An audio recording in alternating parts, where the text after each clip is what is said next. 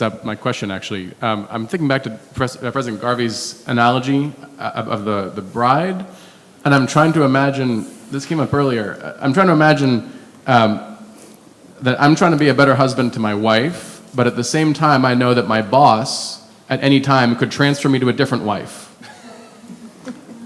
At whim.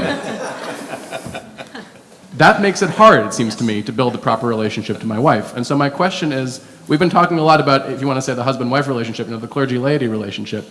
What needs to change in the governance structures of the clergy, in particular their relation to Rome, in order to make it possible for the laity to have the kind of voice that they need to have in relation to our American clergy? That's a good question for anybody. To continue the analogy, when your boss transfers you to another wife, your former wife still has to remain faithful to the new person transferred to her place. So even if she has no basis, and also in the marriage analysis, it works very well, but marriage also involves two people freely saying the same vows to each other. So there's a certain limit to that. So the marriage metaphor works on a mystical level, but I'm a little more comfortable sometimes speaking as a historian with some of the juridical norms and structural, even though we sometimes want to move away from that. I do think just this simple issue of moving pastors and bishops too much, it's really a fairly new phenomenon. I think I was not aware until recently that the term limits on pastors is as recent as the early 80s in the United States.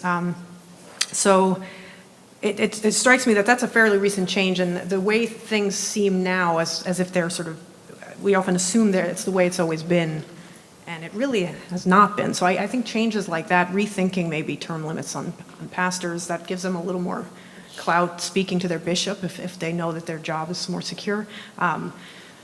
In the early modern period, you had the problem before the Council of Trent of absentee bishops sort of living it up and court cities and stuff like that, and then Trent forced them to go back to their diocese and stay there. So they had the problem of absentee bishops. We have the problem of moving on up bishops, maybe, and sort of we need to kind of deal with that issue. I don't mean to make light of it. It's something that maybe we can discern at this moment as maybe an issue that we didn't realize it was an issue before. So that's just one thing I would throw in there. Anyone else would like to add? I think another reality is that for Catholics, most Catholics, the bishop is a non-entity. Meaning it's not meaning that it has to do with him personally, but that he plays almost no role in the day-to-day life of believers. The pastor, the parish is what matters. Many Catholics will obviously know who the Pope is. They may not follow like what the Pope is doing, but they'll know the name or so on, but it doesn't affect their daily life. But it's the pastor who does. Whereas for pastors, the bishop is a huge figure in their life. And so I think we have different experiences of that in different ways. And so it would be interesting to see how do laity deal with sort of the shift of bishops or the transfer of bishops. How do clergy deal with that beyond inevitable retirements? And I think there's also a sense in which, sometimes you get the sense that, some dioceses or churches are more important than others. If you're a rural diocese and you get a bishop who's in his early 50s, chances are he's not going to be there for 25 years. He's going to go somewhere else, and then you start to becoming like, well, we're the farm team, and that's bad.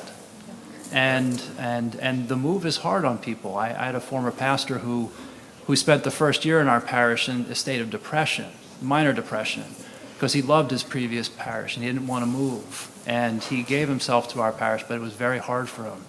And that takes a toll on people. It's not just like changing spouses like that, but all that entails, it's very psychologically hard. Of course, sometimes the priest and the people are happy to move on from each other, or the bishop, but I think in general, the stability is what should be determined, and it helps people work things out.